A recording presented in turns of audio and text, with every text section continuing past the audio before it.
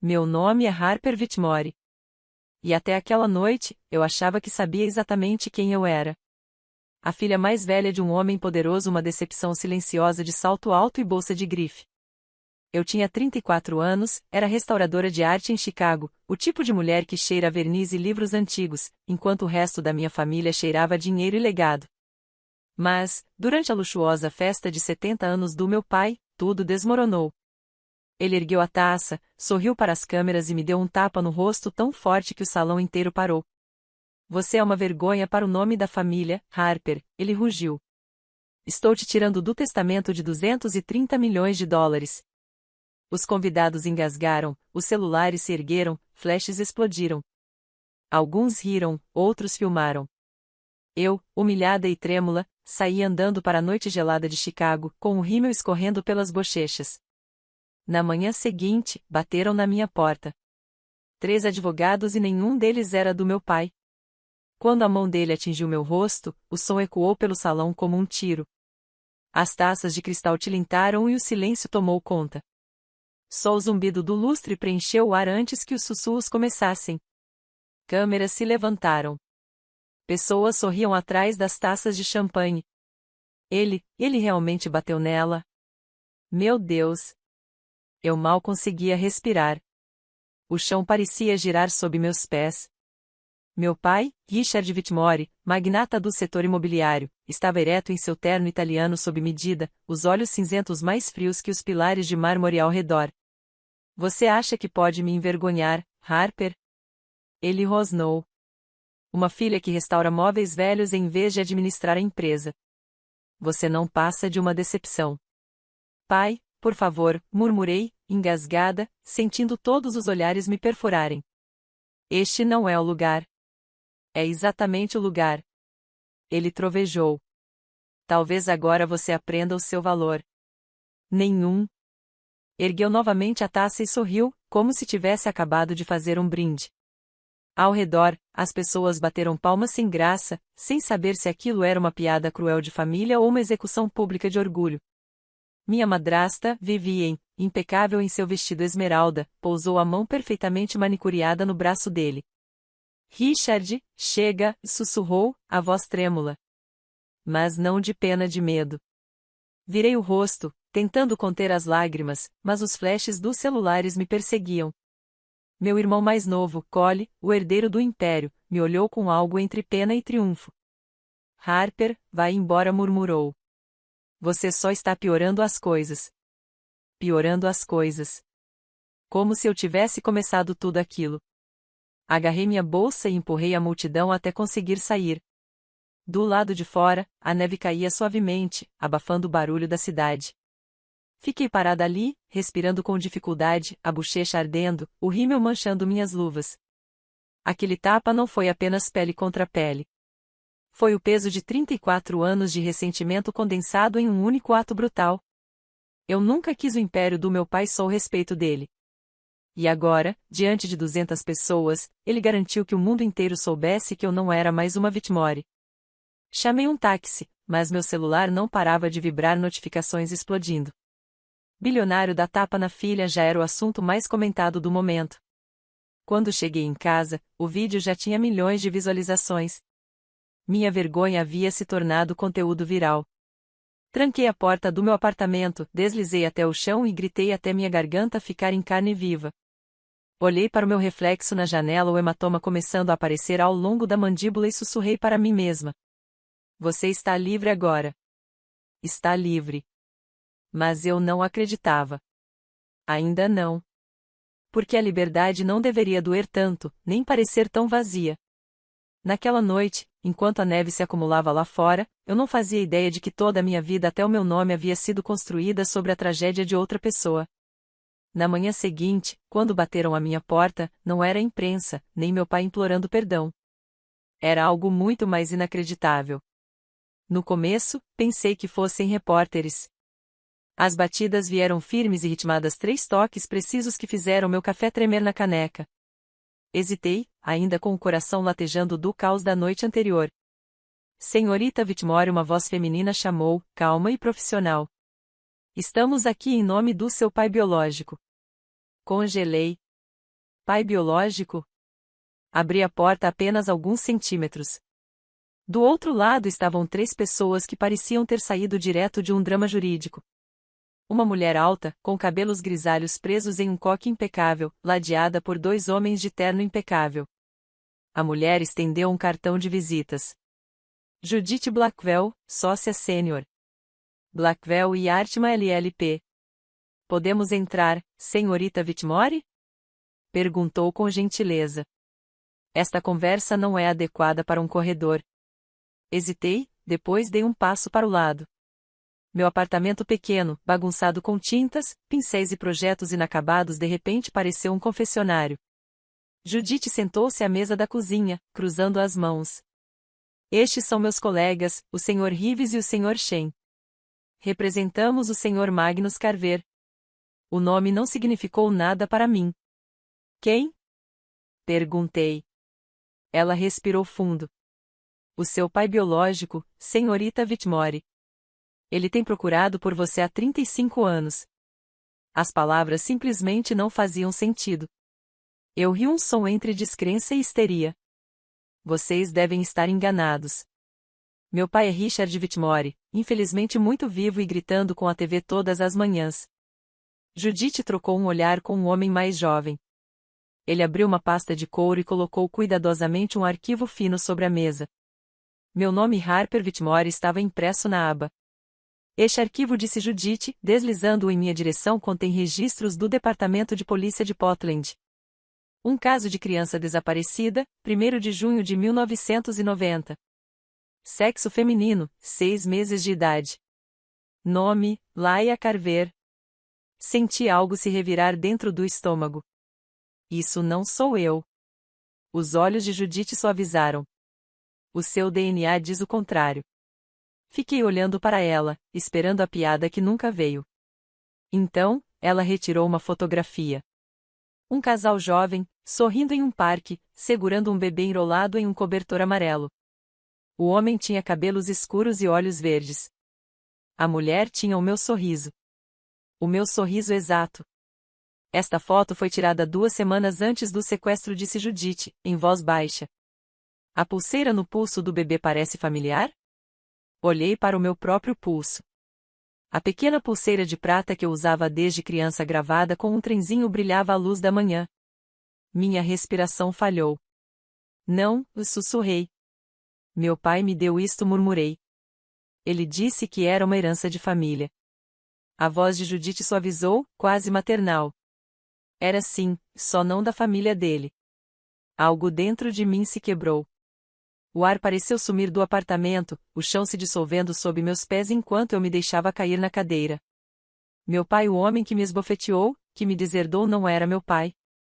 E as pessoas que eu chamava de família, haviam construído toda a minha vida sobre uma mentira.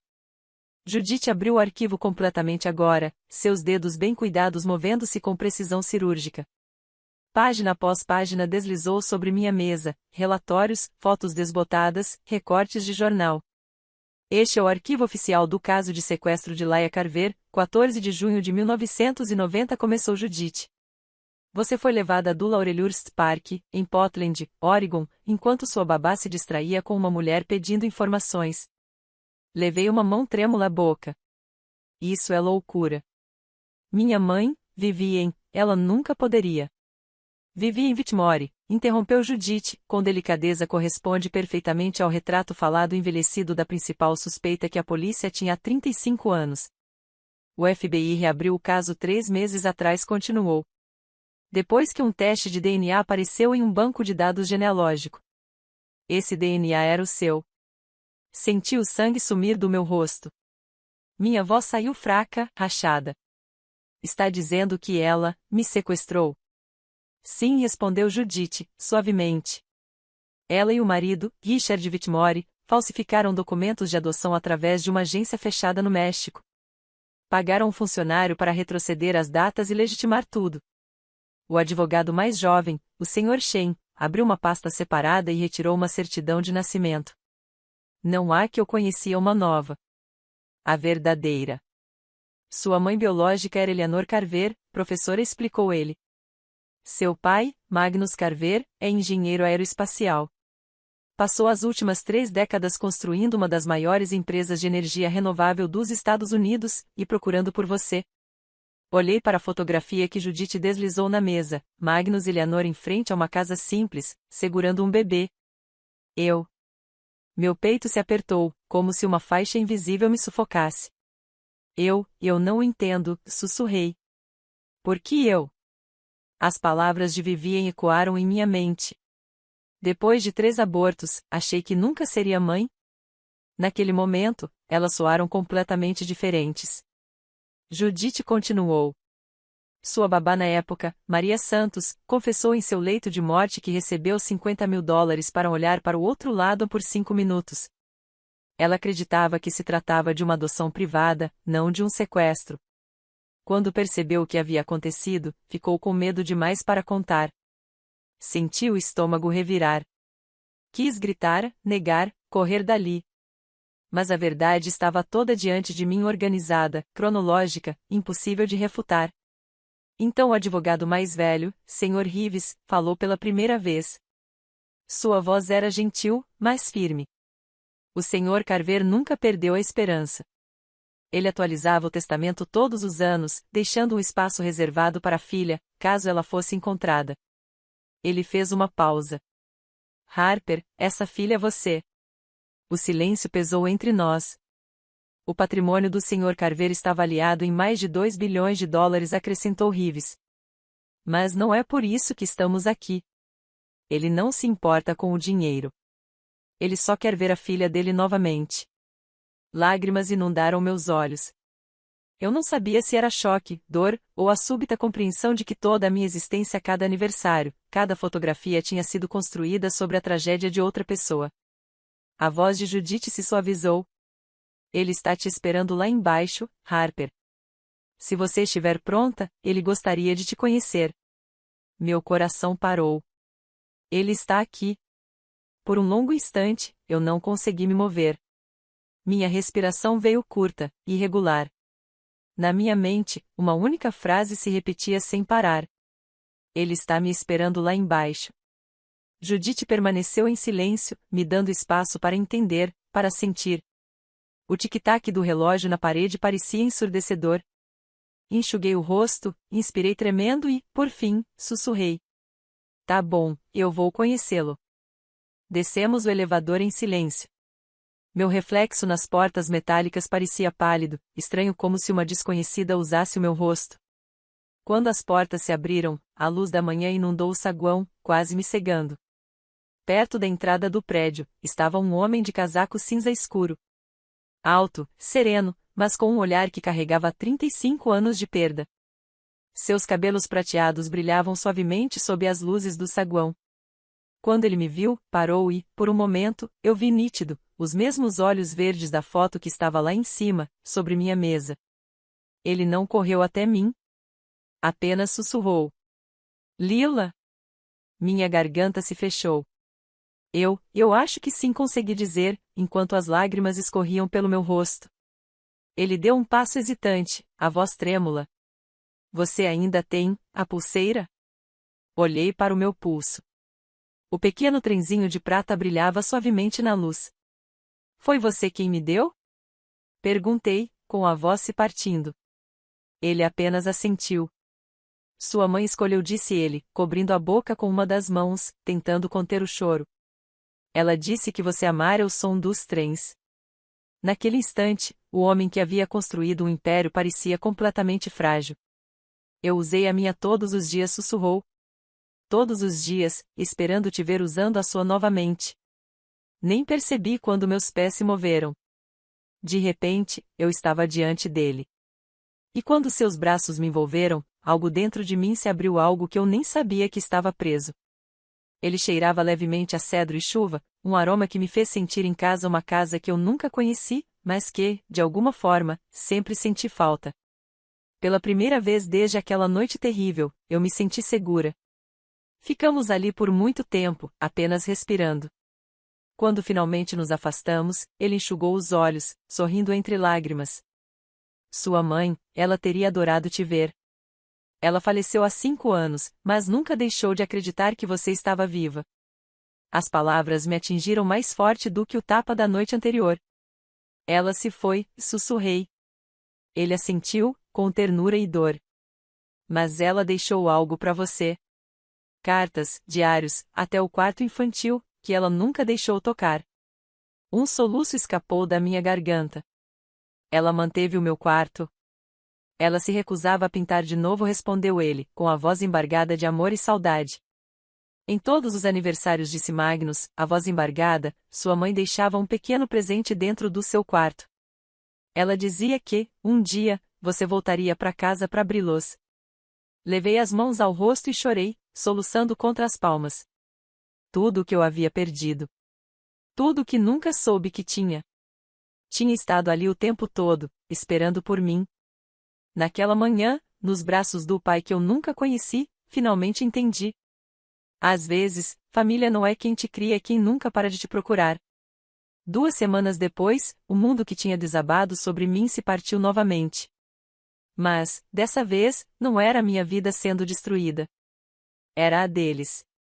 Eu estava sentada no carro de Magnus, estacionado do outro lado da rua do Ravenswood Country Club, o mesmo lugar onde meu pai, Richard Whitmore, ainda me custava chamá-lo assim, jogava golfe todas as terças.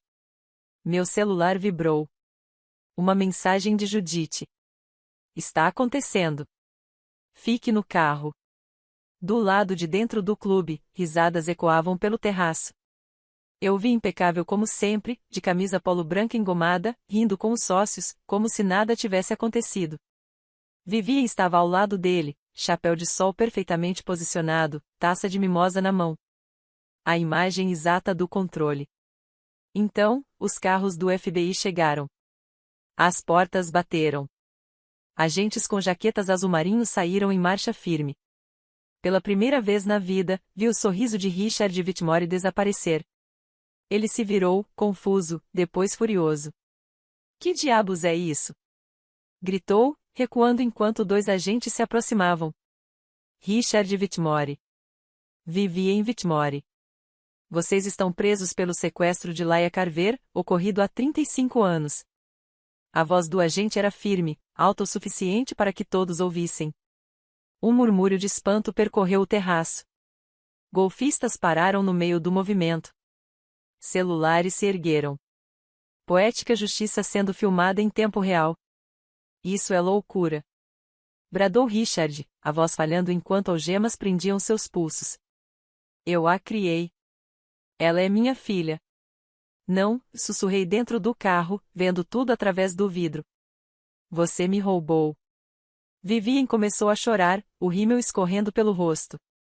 Nós só queríamos uma criança. Gritou, como se isso pudesse apagar 35 anos de engano. Eu a amei um dia. Mas amor construído sobre mentiras ainda é uma prisão. Quando os agentes os levaram até os carros, os mesmos socialites que haviam filmado minha humilhação agora registravam a queda deles. Achei que sentiria triunfo. Achei que vê-lo sendo levado algemado curaria algo dentro de mim. Mas não. Tudo o que senti foi vazio. Magnus estendeu a mão e a pousou sobre a minha, com ternura. Você não precisa assistir, murmurou. Preciso, respondi, a voz trêmula.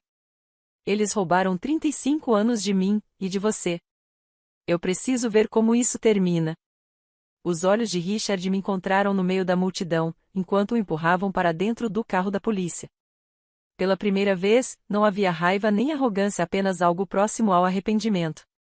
Seus lábios se moveram, formando as palavras. Me desculpe. Virei o rosto. O mundo saberia agora. Cada jornal, cada canal. A família perfeita Whitmore não passava de uma farsa costurada com mentiras e medo. Naquela noite, enquanto as manchetes explodiam. Casal bilionário é preso por sequestro ocorrido há 35 anos. Eu me sentei no meu apartamento, olhando para o reflexo no vidro. Eu não era mais Harper Whitmore. Eu era Laia Carver. E, pela primeira vez, aquele nome não soava como o de uma estranha. Soava como a verdade. Quando as audiências começaram, meu mundo virou um borrão de manchetes e depoimentos. Cada canal de TV queria uma entrevista. Cada revista queria uma foto. Mas tudo o que eu queria era silêncio e respostas. Magnus recusou todas as ofertas para explorar a história. Não vamos vender dor, disse ele, simplesmente. Em vez disso, ele me levou para casa, não para sua mansão, nem para a sede da empresa, mas para uma casa modesta de 2 andares com vista para a costa do Oregon. Aqui, disse ele em voz baixa, abrindo a porta, foi onde sua mãe esperou por você. No momento em que entrei, o ar mudou. O cheiro de lavanda antiga e sal do mar enchia o espaço. Tudo parecia congelado no tempo. O papel de parede floral, o cavalinho de balanço no canto, até uma foto desbotada de um bebê com uma pulseirinha de prata colada na geladeira. Minhas mãos tremiam quando Magnus me entregou uma pequena caixa de madeira. A fechadura rangeu ao se abrir. Dentro havia dezenas de envelopes, todos endereçados em caligrafia delicada. Para minha Laia, para quando você voltar para casa. O ar me faltou. Meus joelhos cederam.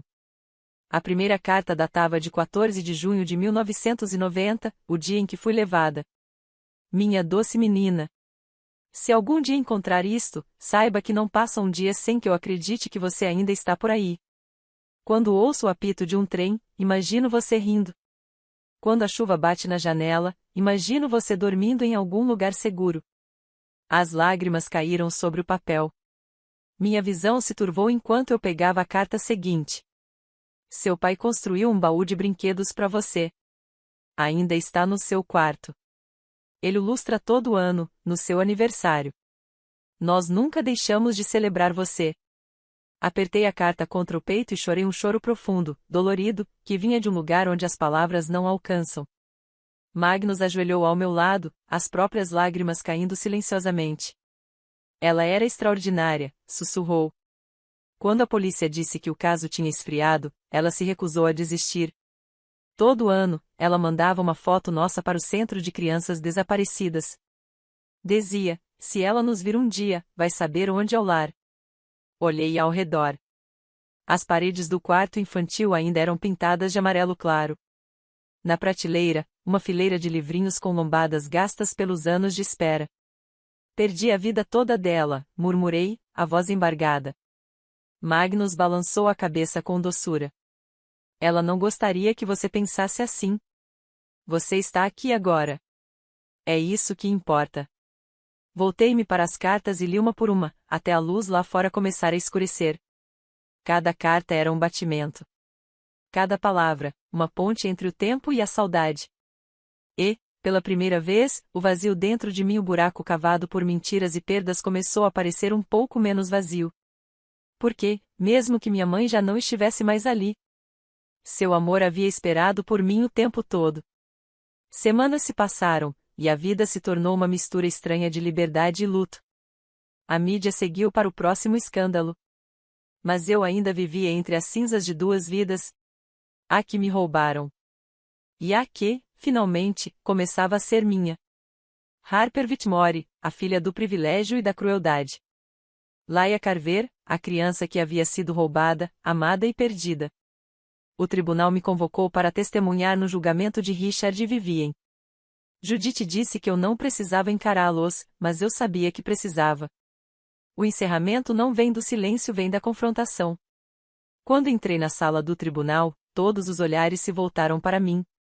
Richard estava sentado à mesa de defesa, o cabelo prateado perfeitamente penteado, mas a arrogância havia desaparecido. Vivien parecia menor, encolhida, as mãos trêmulas sobre o colo. O juiz me chamou para a frente. O som dos meus saltos ecoou no chão polido. Diga seu nome para o registro, pediu o escrivão. Respirei fundo. Lila Eleanor Carver. Por um instante, a sala ficou em silêncio absoluto. Os olhos de Richard se ergueram em minha direção, um lampejo de descrença, talvez até de vergonha. Senhorita Carver, começou o promotor. Pode contar ao tribunal o que lembra da sua criação? Engoli em seco. Lembro de me dizerem que o amor vinha com condições, respondi, a voz trêmula no início, mas ganhando força a cada palavra. Que sucesso significava obediência. Que afeto precisava ser merecido. Mas só agora entendo, nada disso era amor. Era controle. O maxilar de Richard se contraiu. Vivien começou a chorar baixinho, sussurrando. Desculpe, Harper. Virei-me para ela. Meu nome é Laia. O promotor me fez sinal para continuar. Eu costumava achar que a aprovação do meu pai era a única coisa que importava, continuei, a garganta apertando. Mas agora eu entendo: um amor que destrói o espírito de alguém não é amor. Vocês não me criaram. Me treinaram para ter medo de decepcioná-los. As lágrimas embaçaram minha visão. Mas vocês não conseguiram apagar quem eu realmente era. Mesmo depois de tudo, a verdade me encontrou. A sala ficou em completo silêncio, quebrado apenas pelo som das teclas da estenógrafa. De repente, Richard se levantou, ignorando a mão do advogado que tentava contê-lo. Eu quis te dar uma vida. Gritou. Melhor do que a que você teria tido. O martelo do juiz bateu com força. Senhor Whitmore, sente-se. Mas eu não recuei. Olhei diretamente em seus olhos, os mesmos olhos que um dia me olharam com desprezo, e disse, calmamente: Você não me deu uma vida. Você me roubou dela. O rosto dele se desfez. Ele se sentou de novo, derrotado. Quando deixei o tribunal, o ar frio lá fora me atingiu como um vento de purificação. Soltei o ar talvez pela primeira vez em anos. Magnus esperava nos degraus, segurando um casaco aberto para mim. Você foi incrível, disse-ele em voz suave. Não, murmurei, pegando seu braço. Desta vez, eu apenas fiz o que era certo. Pela primeira vez, eu não estava fugindo do meu passado. Eu estava enfrentando, caminhando em direção a algo real. 6 meses se passaram desde o veredito. Richard e Vivien Whitmore foram condenados por múltiplas acusações de sequestro, fraude e obstrução de justiça. Eles passarão o resto da vida atrás das grades. 2 pessoas que construíram um império sobre a mentira, agora presas nas próprias falsidades. A imprensa chamou de o escândalo Whitmore do século. Mas, para mim, não foi um escândalo, foi libertação. Vendi meu apartamento em Chicago. Não suportava mais aquela cidade. Cada esquina sussurrava os fantasmas de quem eu costumava ser. Magnus me ofereceu tudo: uma casa, um fundo de confiança, até uma cadeira no conselho da empresa dele. Mas eu recusei. Preciso construir algo sozinha, disse. Algo verdadeiro. Então, voltei a Portland, a cidade onde tudo começou, e abri um ateliê. Chamei-o de Mãos de Eleanor, em homenagem à mãe que nunca deixou de acreditar que eu voltaria. O cheiro de serragem e verniz voltou a preencher o ar, mas, desta vez, não era uma fuga. Era um tributo. Às vezes, Magnus aparece. Ele se senta em silêncio, observando enquanto restauro peças antigas, devolvendo vida ao que o tempo esqueceu. Você herdou isso dela, ele me disse uma vez, sorrindo. Eleanor consertava tudo. Brinquedos quebrados, cadeiras quebradas, corações partidos. Todas as tardes, antes de fechar, acendo uma vela ao lado da caixa de cartas dela. Já li cada uma pelo menos uma dúzia de vezes. A caligrafia de minha mãe virou um mapa, um caminho de volta à paz. Uma das cartas, a última que ela escreveu, termina assim: Se um dia você encontrar o caminho de volta para casa, minha doce menina, lembre-se.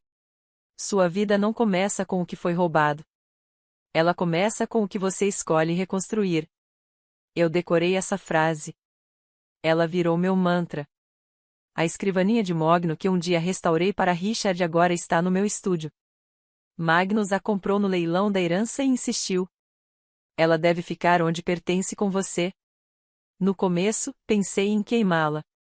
Mas depois percebi, aquela mesa não representa ele. Representa a minha mulher que transformou dor em propósito. Numa tarde, com o sol atravessando as janelas do ateliê, Magnus me entregou uma pequena caixa de veludo. Dentro, estava a pulseira de prata idêntica à minha que ele usará por 35 anos. Acho que elas devem ficar juntas novamente, disse em voz baixa. Fechei-a ao lado da minha, sentindo o metal frio contra a pele.